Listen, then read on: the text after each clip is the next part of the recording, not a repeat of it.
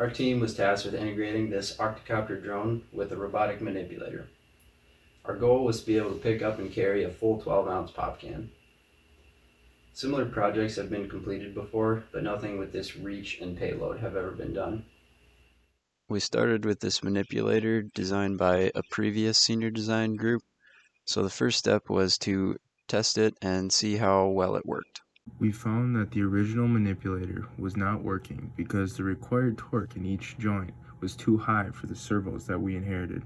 We did not have a large enough budget to buy all new, stronger servos, so we were going to have to redesign the manipulator so that our current servos would work.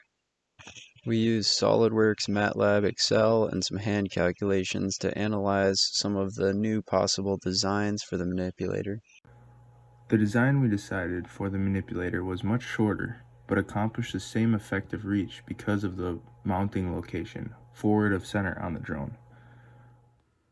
We also moved the mounting of the batteries back to help the drone balance when the manipulator is in its fully extended position.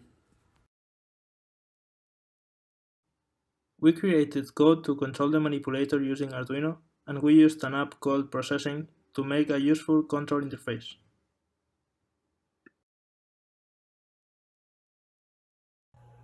The end effector had to be redesigned in order to obtain a larger range of motion and to be lighter, in order to lower the torque requirements at each joint.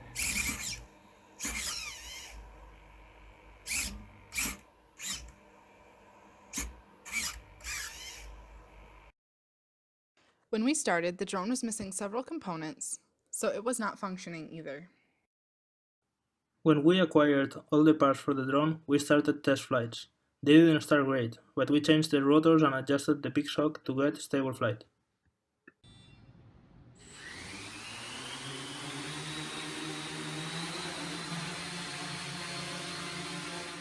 Early drone test flights were promising, but when campus closed, we couldn't access any SDSU-approved flying locations.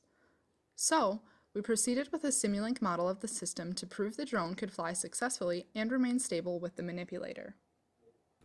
We were able to get the arm running, but some electrical noise prevented from running the arm at full power. Once the noise is filtered out, the arm would operate to its full potential as well.